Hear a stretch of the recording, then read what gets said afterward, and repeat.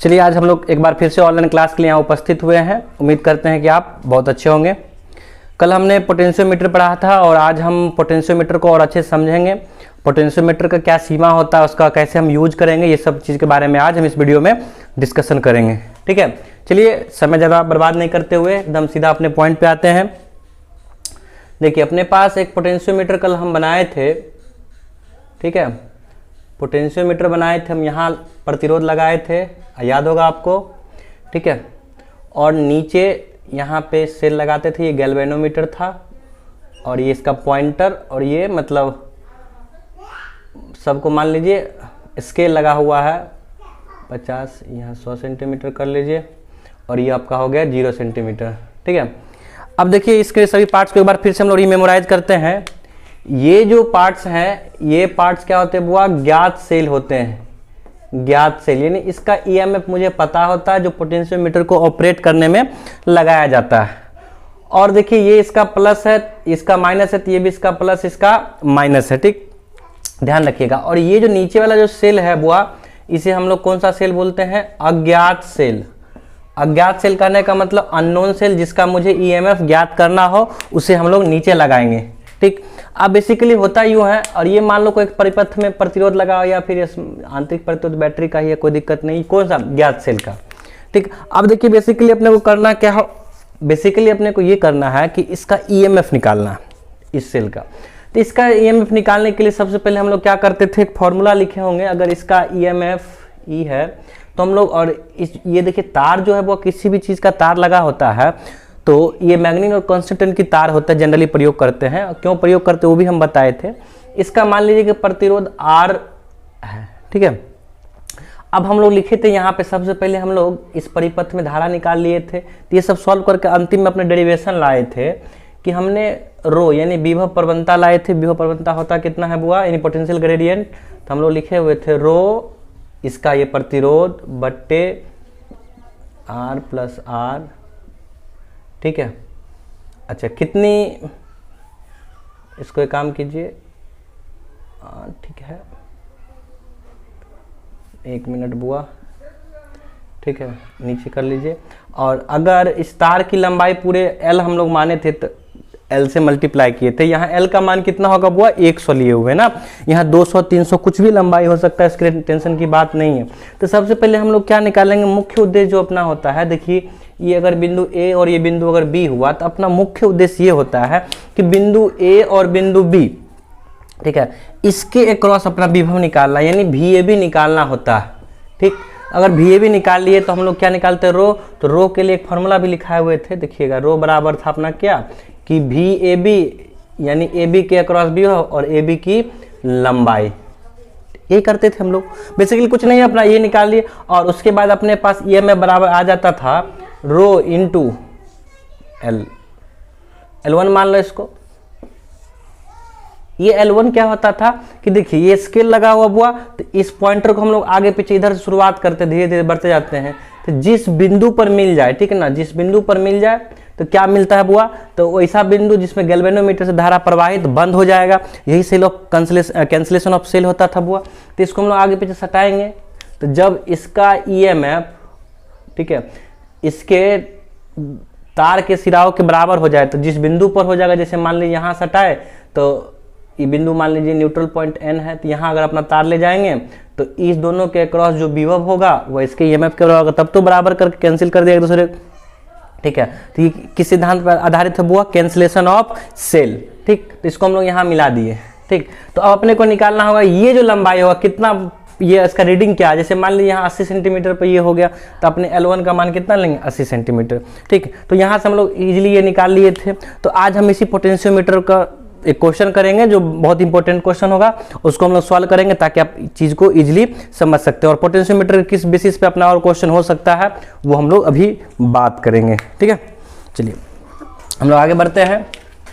Basically अपने पास एक question है, कह ये रहा है कि, अच्छा क्वेश्चन करने से पहले एक दो चीज़ हम लोग जान लेते हैं कि पोटेंशियोमीटर की सीमा क्या होती है।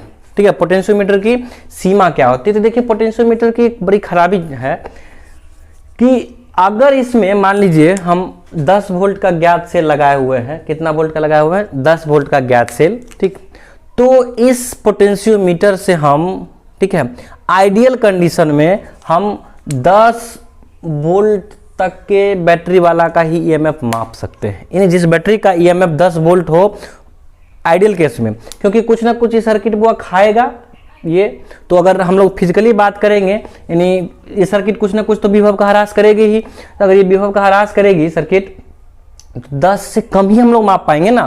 तो ऐसे तो जनरली हम लोग ले लेते हैं कि अगर इस तार, इसका प्रतिरोध 0 ले ले, चाहे इस तार का प्रतिरोध हम लोग 0 ले लेंगे, ठीक है, तो अधिकतम ये कितना वोल्ट के ईएमएफ वाले बैटरी को माप सकता है? तब हुआ 10 वोल्ट। या अगर जनरली आपको कह दे कि परिपथ में तो मान लो कि कुछ ना कुछ प्रतिरोध है, और कुछ ना कुछ प्रतिरोध है, तब आपसे पूछा जाएगा कि बताइए कि ये पोटेंशियोमीटर अधिकतम, ठीक नहीं, या ये पोटेंशियोमीटर मैंने कितने ईएमएफ वाले बैटरी को माप सकता है? ठीक है, तो क्या आंसर हो जाएगा? 10 से कम। 10 से कम कहेगा, क्यों? क्योंकि देखिए, अगर जैसे ही हम इस तार को मानेंगे आइडियल, ठीक है, अगर इस तार को हम लोग आइडियल मानेंगे जिसका प्रतिरोध मतलब 0 हो, या इसके सर्किट में कोई प्रतिरोध नहीं हो, तभी ये 10 के 10 बराबर इस दोनों टर्मिनल VAB का मान तभी 10 होएगा। ठीक है, VAB का मान तभी 10 होगा, अन्यथा किसी भी केस में VAB का मान 10 नहीं होगा, 10 हमें थोड़ा कम ही होगा। ठीक, तो आइडियल केस में कितना होगा VAB? तो उस केस में हम लोग अधिकतम कितना कर सकते हैं? 10 वोल्ट तक प्राप्त कर सकते हैं, अन्यथा 10 वोल्ट से नीचे प्राप्त कर सकते हैं। ठीक, तो ये इसका पहले ये होता है कंडीशन, मतलब कि कैसे इसको यूज करते हैं। तो जितना का मुझे निकालना होता है ना सेल का, ठीक है, तो जैसे मान लो नॉर्मली कि अपने को मालूम है कि 10 से ज़्यादा इसका नहीं होगा, तो हम लोग यहाँ 10 वोल्ट का लगा के उसे आराम से मेजर कर सकते हैं। तो यानी यहाँ जो ज्ञात सेल का ईएमएफ होगा उससे कम इस बैटरी का ईएमएफ होगा, तभी हम इसको माप सकते हैं। ज़्यादा होगा तो फिर हम इसको माप नहीं सकते हैं। ठीक, पहला कंडीशन। दूसरा कंडीशन ये होता है कि बुआ इसके उच्च विभव को, जो जिसका ज्ञात करना है ना, उसके उच्च विभव के साथ जोड़ना होता है। ठीक, अगर उच्च विभव के साथ नहीं जोड़ेंगे तब क्या होगा? तो देखिए ये माइनस हो जाएगा, उल्टा कर देते हैं, ये प्लस हो जाएगा। ठीक, तब क्या हो जाएगा बुआ? तो एक सीरीज बना लेगा, और सीरीज में जैसे देखिए अगर यहाँ पे उच्च विभव हो गया और इसके प्लस इसके माइनस को जोड़ दिए, इसके प्लस इसको माइनस से जोड़ दिए, तो श्रेणी क्रम याद कीजिए अब अपने को। ठीक, तो ये श्रेणी क्रम हो जाएगा और विभव बढ़ जाएगा। ठीक है, तो करंट का क्या होगा? सर्कुलेशन हो जाएगा, और इस प्रकार से हम ईएमएफ, जो जिसका मेन सिद्धांत है कि एक दूसरे को कैंसिल करता है, यानी कैंसिलेशन ऑफ सेल के सिद्धांत पर, निरस्तीकरण के सिद्धांत पर आधारित है, वो सिद्धांत यहाँ विफल हो जाएगा। ठीक, तो ये कंडीशन था। तो देखिए बहुत लोग कहते हैं कि पोटेंशियोमीटर से ना हम लोग क्या करते हैं कि किसी परिपथ किसी भी बिंदु पर माप सकते हैं, वह दो बिंदुओं के बीच ईएमएफ को माप सकते हैं। तो देखिए हम लोग इसमें मानने, फिर वही दिक्कत है कि परिपथ में अब जैसे वोल्टीमीटर हो ये, तो वोल्टीमीटर का कितना लगा दीजिए, कोई दिक्कत उसमें खास नहीं रहता, जबकि वो डिवाइस जल ना जाए इतना। ठीक है, लेकिन इससे क्या खराबी है कि यहाँ 10 वोल्ट हम लगाएंगे तो 10 वोल्ट से तक हम किसी सर्किट में माप सकते हैं कि इसके बीच 10 वोल्ट, अगर उस सर्किट के बीच 10 वोल्ट से ज़्यादा होगा तो ये पोटेंशियोमीटर अपना काम ही नहीं करेगा। ठीक है, तो ये इसका लिमिटेशन होता है। जनरली इसका उपयोग क्या होता है बुआ कि किसी भी सेल का ईएमएफ ज्ञात करने में, या मतलब यानी एक और पॉइंट कर सकते हैं कि दो सेलों के ईएमएफ का तुलना करना। तो हम लोग कल निकाले थे दो सेल का ईएमएफ, जैसे मान लीजिए E1 जो सेल है L1 लंबाई पे इसका मिला ईएमएफ, ठीक है ना, E2 ईएमएफ वाले इसका L2 पे, तो अपने पास क्या आया था E1 बट्टे E2 बराबर L1 बट्टे L2। तो इसको और अच्छे से लिख सकते हैं हम लोग, क्या E1 बट्टे L1 बराबर E2 बट्टे L2। ठीक है, तो उम्मीद करते इस चीज को आप सीख गए हैं। चलिए आपके सामने में क्वेश्चन करते हैं। ठीक है, क्वेश्चन यूँ करते हैं कि चलिए एक पोटेंशियोमीटर है, ठीक है, जिसमें 10 वोल्ट की बैटरी लगी हुई है। ठीक है, एक पोटेंशियोमीटर है जिसमें 10 वोल्ट की बैटरी लगी हुई है, और ये दोनों मिला के, ध्यान रखिएगा, या छोड़ दीजिए, इसको ले लीजिए अपने पास। ये R जो है ना वो 2 ओम का है। ठीक है, कितना ओम का है? 2 ओम का। और इस तार की जो प्रतिरोध है मान लीजिए एक 98 मान लीजिए, ताकि सॉल्व करने में आसानी रहेगा। 98 ओम मान लीजिए इसको। ठीक है, इसको मान लीजिए 98 ओम। ठीक है, यानी हम एक पोटेंशियोमीटर लेते हैं जिसमें 10 वोल्ट का ज्ञात सेल लगा रखे हैं पहले से, और उसके साथ एक 2 ओम का प्रतिरोध लगा रखा है, और एक ये तार जो इसमें हम लगाए हैं जिसकी लंबाई कितनी है? कुल लंबाई 100 सेंटीमीटर। कुल लंबाई कितनी है बुआ? 100 सेंटीमीटर है। अब क्या है ना कि हम एक सेल का ईएमएफ ज्ञात करना चाहते हैं, और उस सेल को हम लोग इस प्रकार व्यवस्थित किए। तो व्यवस्थित किए ना, तो हम लोग इस पॉइंटर को यहाँ से घुमाना शुरू किए, खिसकाना शुरू किए, तो अपने को ना 40 सेंटीमीटर पे न्यूट्रल यानी उदासीन बिंदु प्राप्त हो गया। कितना पे प्राप्त हो गया बुआ? 40 सेंटीमीटर। ठीक है, तो यहाँ से हम लोग धीरे धीरे करके लाए थे 40 सेंटीमीटर पर अपने क्या प्राप्त हो गया? उदासीन बिंदु। तो जब 40 सेंटीमीटर पर उदासीन बिंदु प्राप्त हो गया बुआ, ठीक, तब अपने को क्या करेंगे? तो 40 सेंटीमीटर उदासीन बिंदु, तो L1 का मान कितना हो जाएगा अपने लिए बुआ? 40 सेंटीमीटर हो जाएगा। चलिए इस पर हम लोग क्वेश्चन करते हैं। ठीक है, क्वेश्चन तो आपको लिखा दिया। अब देखिए क्या क्या डाटा दिया और मुझे क्या क्या निकालना है। ठीक है, अपने पास डाटा दिया लेके ये कि ज्ञात सेल का ईएमएफ कितना है बुआ, यानी ई का मान कितना है अपने पास? 10 वोल्ट है। ठीक है, और अच्छा ये स्मॉल आर का मान कितना है बुआ? 2 ओम, और कैपिटल ये वाला आर का मान कितना है? 100 ओम। ठीक, और ई आर हो गया। अच्छा इस पूरे लंबाई एल का मान कितना दे रखा बुआ? 100 सेंटीमीटर का ये तार है। ठीक है, और कितना सेंटीमीटर पे अपने को मिल गया? 40 पे। तो L1 का मान कितना हो गया अपने पास? 40 सेंटीमीटर। ठीक, ये सब डाटा आपको दिया रहेगा, मतलब ये सब डाटा में से कोई एक डाटा छोड़ देगा, बाकी डाटा आपसे निकालने के लिए बोलेगा। ठीक, चलिए तो ये अपने को कंडीशन दिया हुआ है। तो अपने को बोलता है कि बताइए इस सेल का ईएमएफ कितना होगा। तो देखिए इस सेल का ईएमएफ निकालने के लिए सबसे पहले अपने को क्या निकालना पड़ता है? विभव प्रवणता निकालना पड़ता है। वही VAB हुआ, उसको L से भाग दे देंगे तो विभव प्रवणता हो जाएगा, यानी VAB निकालना या फिर विभव प्रवणता मुख्य उद्देश्य है। तो विभव प्रवणता का हम लोग फॉर्मूला बताए थे, रो बराबर क्या होता है बोलिए बुआ? तो रो बराबर हम आपको फॉर्मूला बताए थे कि जो ज्ञात से लगा उसका ईएमएफ, ठीक है, और तार का जो प्रतिरोध होता है वो बट्टे, ठीक है, क्या कहते हैं? आर नेट निकालते सर्किट का। ठीक है, और इसको हम लोग भाग दे दिए L से, इसकी लंबाई से। तो सबका मान बैठाइए। तो ज्ञात सेल का ईएमएफ कितना है बुआ? 10 वोल्ट। अच्छा इसका कितना ओम का है तार का? 98 ओम, बट्टा क्या कर देंगे बुआ? Small R plus capital R. Small R कहने का मतलब कि सर्किट वाला दोनों तुल्य निकाले तो R प्लस 98। ठीक है, और लंबाई कितना है? 100 सेंटीमीटर। ठीक है, तो यहाँ से अपना रो निकल गया, इनका खत्म हो गया क्या? यहाँ से अपने पास रो निकल गया। ठीक, तो जब रो निकल गया तो अब बताइए हम लोग इजीली से लिख सकते हैं ना, E1 बराबर क्या लिख देंगे वो? Rho into L1। ठीक है, तो ईएमएफ निकालने के लिए फॉर्मूला प्रयोग करते हैं। यानी सबसे पहले अपने को क्या निकाल लेना वो? विभव प्रवणता निकाल लेना, यानी पोटेंशियल ग्रेडियंट निकालना, जो कि बहुत ही इंपॉर्टेंट है। पोटेंशियल ग्रेडियंट निकालेंगे अपन, हिसाब किताब सब क्लियर है। तो पोटेंशियल ग्रेडियंट के हम फॉर्मूला बताएं तो पोटेंशियल ग्रेडियंट निकालने के लिए सबसे आसान है कि पूरे सर्किट का ना बुआ आर नेट निकाल लीजिए। तो देखिए पूरे सर्किट का हम लोग आर नेट निकाल लिए, नीचे R प्लस आर 2 ही लगा हुआ ना, अगर 2 से अधिक भी हुआ तो कोई दिक्कत नहीं है। अपने को आर नेट निकालना परिपथ का, नीचे आर नेट लिखा हुआ। ऐसे प्रीवियस वीडियो है उसमें जाकर देख लीजिए किस प्रकार हम लोग ये सूत्र निकाले थे, आप बेसिकली समझ जाइएगा। ठीक है, अब क्या हुआ कि रो बराबर हम लोग लिख दिए, तो ई क्या है वो? ई जो है इसका ईएमएफ है ज्ञात सेल का। ठीक, तो रो निकाल लिए, और E1 बराबर क्या होता है वो? रो L1। तो हम लोग इजिली कर लेंगे। बताइए अपना जो है यानी रो का मान रख देंगे हम लोग, तो E1 बराबर बताइए क्या रख देंगे हम लोग? E1 बराबर लिखेंगे हम लोग, तो रो का मान अपने पास रख देते हैं 10 गुने 98 बट्टा, बोलिए कितना? 2 प्लस 98, 100 कर ले डायरेक्ट लीजिए। ठीक है, L का मान 100 सेंटीमीटर। अच्छा अब L1 से मल्टीप्लाई करते, L1 का मान कितना? 40 सेंटीमीटर। देखिए ठीक है, अब इससे इसको काट दिए, ये इससे ये कट गया, अब भाग लगाया, 8 चौका 32 और 9 चौक 36, 3 39 बट्टे 100 बराबर कितना? 3.92 वोल्ट। ठीक है, यानी अपने पास जो अज्ञात सेल का ईएमएफ आया वो कितना आया बुआ? 3.92 वोल्ट। यानी ये जो बैटरी अपना कितना का है? 3.92 वोल्ट का आया है। अब देखिए समझिए कि विभव मापन बेसिकली हमको करना क्या है। तो आपको हम पहले बताएं किसी भी क्वेश्चन को सॉल्व करने के लिए स्टेप बाय स्टेप समझना बहुत जरूरी होता है। जो बच्चा फिजिक्स में स्टेप बाय स्टेप समझ रहा है ना, तो उसके लिए फिजिक्स एकदम बिल्कुल आसान लगता है। समझिए सबसे पहले क्या है, पोटेंशियोमीटर का मुख्य सिद्धांत होता है। मुख्य सिद्धांत एक ही सिद्धांत है कि कैंसिलेशन ऑफ सेल पे ये आधारित है।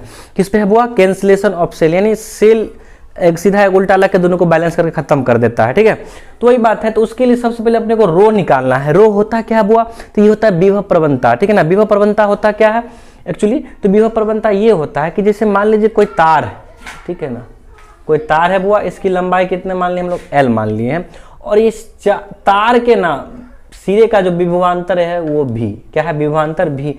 तब विभव प्रवणता जब प्रति इकाई लंबाई में चालक तार का विभवांतर निकालते हैं तो भी बट्टा क्या हो जाएगा प्रति इकाई के लिए, चूंकि एल में भी इसीलिए कितना एक में, हम तो यही होगा भी बट्टे अपने एल, इसी को हम लोग क्या बोलते हैं रो बोलते हैं। रो कहने का मतलब विभव प्रवणता। अब देखिए अगर आपसे पूछा जाए कि विभव प्रवणता का ऐसा मात्रक क्या होता है बुआ, तो विभव प्रवणता का ऐसा मात्रक आप इजीली निकाल सकते हैं। बताइए इसका ऐसा मात्रक क्या होगा, v का वोल्ट होगा और l का मीटर, तो क्या हो जाएगा वह वोल्ट प्रति मीटर। समझ में आया, वोल्ट प्रति मीटर। ठीक है, अब देखिए तो वोल्ट प्रति मीटर, और याद कीजिए वोल्ट प्रति मीटर एक और चीज का होता है विद्युत क्षेत्र का, तो दोनों को विभव प्रवणता और विद्युत क्षेत्र दोनों अलग अलग चीज हुआ। ठीक है, इसलिए इन्हें कि दोनों को एक मिला देना। ठीक है, दोनों अलग अलग चीज हुआ, विभव प्रवणता अलग हो गया, विद्युत क्षेत्र अलग है। ठीक, चलिए तो उम्मीद करते हैं आप इस चीज को समझ गए होंगे। तो सबसे पहले हम लोग रो निकाल लिए, तो रो निकालने के बाद हम लोग क्या करेंगे बुआ, तो फॉर्मूला हम लोग जानते हैं E1 बराबर क्या, रो L1। तो ये L1 क्या है बुआ, तो जैसे ही हम विभव मापी को हम तार को आगे पीछे करेंगे, तो जिस बिंदु पर मुझे मिल जाए, यानी जिस बिंदु पर इसमें विक्षेपण बंद हो जाए, उस बिंदु को हम लोग क्या बोलेंगे, उदासीन बिंदु। तो कहने का मतलब क्या है कि उदासीन बिंदु कहाँ पे आया, जैसे यहाँ मान लो स्केल लगा हुआ है। ठीक है, स्केल लगा हुआ तो हम लोग देख सकते हैं ना कैसे यहाँ 50 पे हुआ, अच्छा यहाँ 60 है, यहाँ 70, यहाँ 80, तो स्केल लगा हुआ जैसे ना मापने के लिए आप लोग स्केल का प्रयोग करते हैं, इन चीज़ होता है औजार बक्स में रे, तो वही स्केल लगाते हैं हम लोग, तो स्केल से माप सकते हैं इजीली। जैसे अब मान लीजिए इसको हम कर देते हैं कि 150 ले लेते हैं, 150 सेंटीमीटर का हम लोग ले लिए। तो अब बताइए विभव प्रवणता निकालने के लिए अपने को एल का मान कितना हो जाएगा बुआ, तो जितनी लंबाई की, जितनी तार की लंबाई होगी वही अपना एल का मान होता है। तो यहाँ कितना हो जाएगा वो 100 की जगह 150। ठीक है, अब क्या हुआ ना कि हम इस बैटरी को लगाए, बैटरी कैसे लगाएंगे वो, इसका उच्च विभव के साथ उच्च विभव लगाना है। अगर इधर सेल हम उल्टा लगा देंगे, इसको भी हमको उल्टा जोड़ना होगा। ठीक, अब रीडिंग ना अपने को यहाँ ला रहे और 130 मान लेते हैं यहाँ पे। ठीक है, कितना हो गया अपने पास यहाँ पे 130 जो है अपने पास, 130 पे आके क्या हो गया बुआ, अपना न्यूट्रल पॉइंट मिल गया, यानी उदासीन बिंदु मिल गया। तो L1 का मान कितना हो जाएगा बुआ, L1 का मान हो जाएगा अपने पास, बताइए कितना, 130 सेंटीमीटर। ठीक, तो देखिए अच्छा ये R और ये R क्या है, तो देखिए कैपिटल R हम लोग किसको दर्शा है बुआ, तार का जो प्रतिरोध है उसको ध्यान रखिएगा, यानी कैपिटल R जो अपना है बुआ वो तार के प्रतिरोध को बताता है, इंपॉर्टेंट ये है। बाकी ये R है ना, तो ये R बाकी सर्किट में जो लगा रहेगा उसका, जैसे मान लीजिए आप एक के जगह ना यहाँ क्या कीजिए, एक और लगा दीजिए, एक और लगा दिए, तो ये स्मॉल r का मान क्या लेंगे वो, एक कर दोनों को हम लोग जोड़ देंगे। ठीक है, ये दोनों को जोड़ देंगे क्योंकि श्रेणी क्रम में है, तब उसका r का मान होगा, यानी इधर जितना भी सर्किट लग रहा है उससे कोई मतलब नहीं, इसको भी सॉल्व कर लेंगे, सबको मिला के खोज लेंगे, इस r को कैपिटल R मान लेंगे, तार का जो प्रतिरोध होगा उसको कैपिटल R, अब बाकी जो भी प्रतिरोध बच गया सब क्या हो जाएगा, स्मॉल r में काउंट हो जाएगा। तो उम्मीद करते हैं कि आप इस चीज को सीख गए होंगे। ठीक है, आपके स्क्रीन पे अभी होमवर्क शो कर दिया गया है। ठीक है, यानी जैसे वीडियो अपना खत्म होगा तो आपको दो क्वेश्चन होमवर्क दिया जाएगा, दोनों क्वेश्चन को आपको बनाना है, तो हम अगले वीडियो में दोनों क्वेश्चन को सॉल्व कर देंगे। और इस वीडियो को अच्छे से देखिए, और इससे पिछला जो वीडियो है पोटेंशियोमीटर विभव मापी का उसको भी अच्छे से समझिए, दोनों वीडियो को एक साथ देखिए। ठीक है, तब आपको समझ में आ जाएगा। तो जो बच्चे अभी तक लाइव क्लास नहीं कर रहे हैं वो टीचमेंट पे आके अपना लाइव क्लास ज्वाइन कर लीजिए, मुझे व्हाट्सएप कीजिए, हम आपको क्लास ID भेज देंगे। ठीक है, आप वहां से ज्वाइन कर सकते हैं, और उम्मीद करते हैं कि आपको बहुत ही मजा आएगा। तो अपने पढ़ाने का तरीका क्या हुआ बुआ, देखिए जैसे अब सुबह मॉर्निंग में पढ़ाते हैं क्या 7 बजे से लेकर 8 1 घंटा, तो 1 घंटा में क्या होगा बुआ, अब 1 घंटा में मान लीजिए हम ही बोलेंगे, आप बोलिएगा, बहुत सारे समस्या होंगे, तो उससे हम एकदम बिल्कुल अपना स्टाइल में क्या किया कि यूट्यूब पे हम वीडियो अपलोड कर दिए। ठीक है, अब यूट्यूब पे आप सारे बच्चे उसको देख लिए, ठीक है, जो वीडियो अपना था, या फिर अपने वेबसाइट पे हम वीडियो अपलोड कर दिया, आप वहां भी देख सकते हैं। तो जब हम वीडियो देख लिए, तो वीडियो देखने के बाद क्या करेंगे वो, ठीक जैसे आज का वीडियो है, अब हमारा ना कल जैसे आज अपलोड कर दिए, तो ये कल फिर हम लोग लाइव क्लास डिस्कशन होगा। तो लाइव क्लास में आइएगा तो आप वहाँ हमसे पूछिएगा कि सर जी ये कैसे हुआ, वो कैसे हुआ, तो वहाँ पे हम समस्या आपको दूर करेंगे। तो इससे डबल बेनिफिट हो गया, आपको 1 घंटा वहाँ पर है लेकिन जबरदस्त पढ़ लिए। एक तो पहले से आप चीज़ को समझे रहिएगा, जैसे मतलब किताब जैसे पढ़ के हम लोग आते हैं ना, उसी टाइप से आपको हम वीडियो दे देंगे, पहले सब चीज़ के बारे में समझे रहेंगे, हल्का देंगे, आप खुद के आगे बढ़ जाइएगा। तो ये पढ़ने का स्टाइल एकदम बिल्कुल नया है और खूब मजा आने वाला है, बशर्ते कि आप थोड़ा सा धैर्य रखिए और थोड़ा सा डाटा पैक भी रखिए, क्योंकि बहुत लोग कहते हैं सर ऑनलाइन क्लास करते करते सारा डाटा खत्म हो जाता है, तो डाटा बचा के रखिए और ऑनलाइन क्लास कीजिए, क्योंकि बहुत ही मजा आने वाला है आपको।